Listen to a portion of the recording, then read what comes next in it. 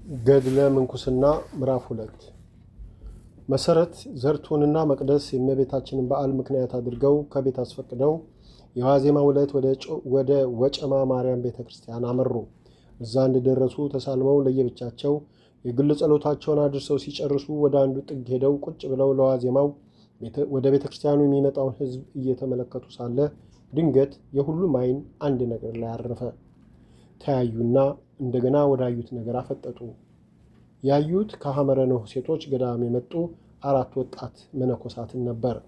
መነኮሳቱ ነጫጭ ነጠላቸውን ከእግር እስከ ራሳቸው አጣፍጠው ለብሰው የጸሎት መጽሐፍቶቻቸውን በጨርቅ ቦርሳቸው ይዘው ስሜት በሚሰርቅ የረጋ አረማመድ ገብተው ተሳልመው ጸሎታቸውን ካደረሱ በኋላ ወደ አንድ ጥግ ሄደው በቤተ ክርስቲያኑ ዙሪያ ያማረ ሰልፍ ይዘው ቅርንጫፎቻቸውን ፊትና ኋላ ግራና ቀኝ አንጀርግገው ወደ ቆሙት ዛፎች ሄደው የመቁጠሪያ ጸሎታቸውን ሲያደርሱ የነ መሰረት ዓይን ላፍታ አልተለያቸውም።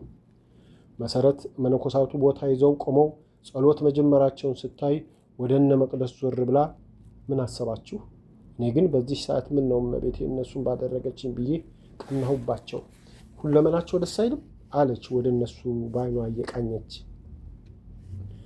አይ መሲ ጊዜው ይርዘም እንጂ አንድ ቀን መሆናችን አይቀርም። ይልቅ ጸሎታቸውን ሲጨርሱ ከየት እንደመጡና ለእኛም ምክር እንዲሰጡን እንጠይቃቸዋለን አለች ዘርቱን በቶሎ ገዳም ገብታ እፎይ ለማለት ጓጉታ።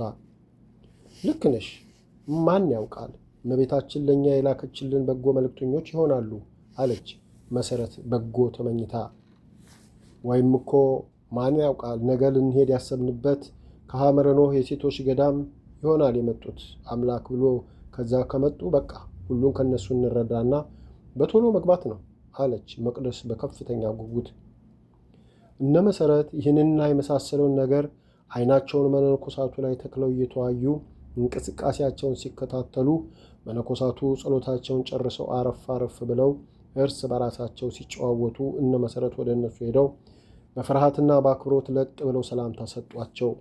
መነኮሳቱም ከተቀመጡበት በትሕትና በመነሳት እነሱ ማጸፋውን ሰላምታ ሰጧቸውና በየተራ ትከሻቸውን ተሳሳሙ።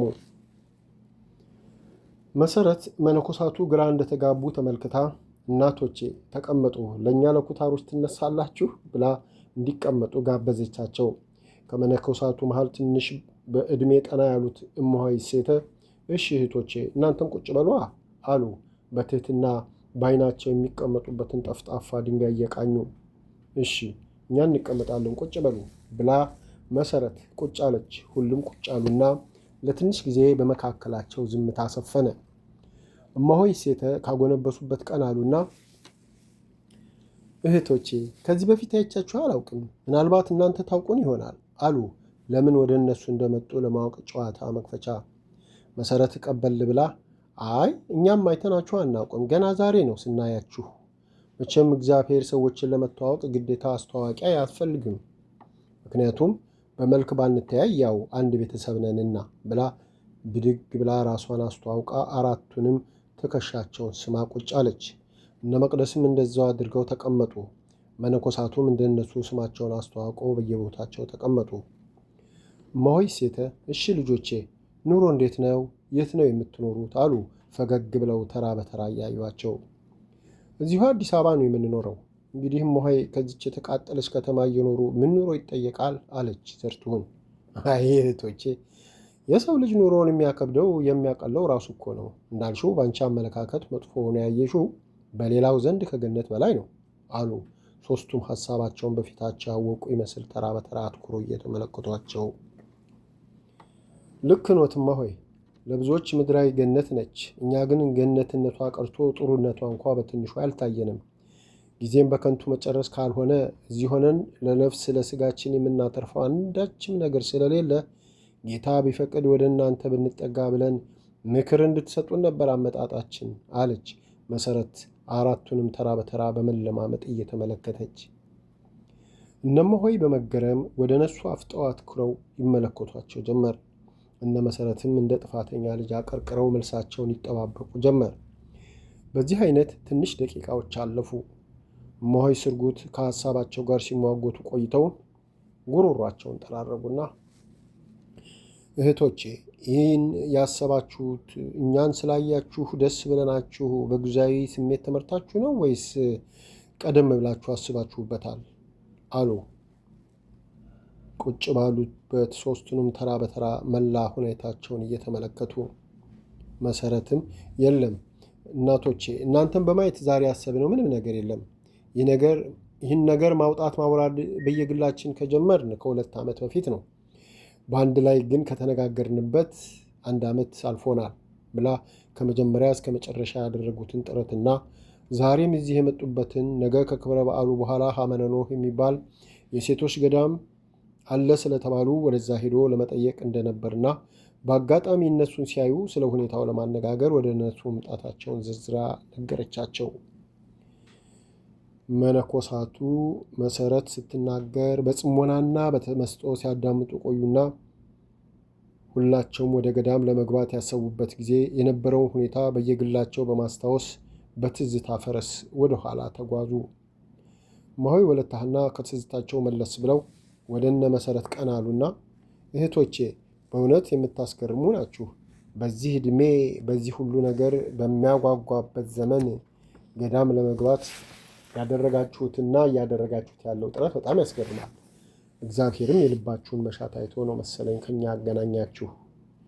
እኛ አራታችንም ዛሬ የእመቤታችንን በዓል ለማክበር እናንተ ልትሄዱበት ካሰባችሁበት ገዳም ነው የመጣ ነው። ስለዚህም ወደ ገዳሙ ባትሄዱም ለማወቅ የፈለጋችሁትን ነገር ጠይቁን፣ እናስረዳችኋለን። አምላክ ከፈቀደ ገዳሙ ከተቀበላችሁ እኛም ደስ ይለናል። ግን በጥብቅ የማስጠነቀቃችሁ ቅድም እማሆይ እንዳለችው በስሜታዊነት ወይ በልዩ ልዩ ነገር ተበሳጭታችሁ ከዛ ለመሸሽ እንዳይሆን በመጀመሪያ ወደ ኋላ ተመለሱና ራሳችሁን በየግላችሁ መርምሩ። ዛሬ ልናሞግሰው የተጣደፍነውን ነገር ነገ ልንኮንነውና ልንጥለው እንዳንቸኩል በመጀመሪያ ጊዜ ሰጥተን በብዙ አቅጣጫ እንመርምረው አሉ። አዎ እህቶቼ፣ እማሆይ እንዳለችው ዓለምን ያያችኋት በአንድ አቅጣጫ ብቻ ሆኖ መጥፎነቷ ጎልቶ ታይቷችሁ ይሆናልና እስቲ በደንብ መርምሯትና እውነተኛ ምሬቷን እወቁ። ያለበለዚያ ኋላ ጣፋጭነቷ ይታየንና ኑሯችንን መራራ እንዳይሆን ግራ ቀኛችሁን መርምሩ። ይህን ስንል ተስፋ ልናስቆርጣችሁ ሳይሆን ከነገ ጸጸትና ወደ ኋላ መመልከት እንድትድኑ ብለን ነው አሉ እማሆይ ወለተ ብርሃን። ልክ ናቸው እናቶቼ። እንደናንተው ከዚህ በፊት ያገናኛቸው አባቶችና እናቶች ነግረውናል፣ መክረውናል። ልክ ናቸው እናቶቼ።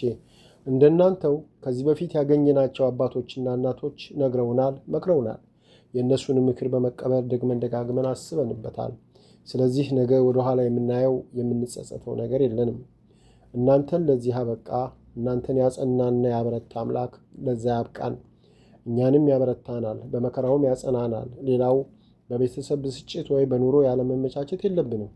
ግን ሰው ዓለሙን ሁሉ ቢገዛ ቢነዳ ነፍሱን ካላዳነ ምን ትርፍ አለው ብሏልና ወንጌሉ። የእኛ በቤተሰብ ተንቀባሮ መኖር ለነፍሳችን የሚጠቅማት አንዳችም ነገር እንደሌለ ተረድተን ለእሱ ድሃ ሆነን መኖር ከምንም በላይ አስደሳች ስለሆነ ብቻ ነው። ደግሞም የጸጋ ስጦታችንም ስለሆነ ነው ወደዚህ ዓላማ የመራን እንጂ ነገ ልንጠፋበት ልንወድቅበት አምላክ ይህን አያሳስበንም።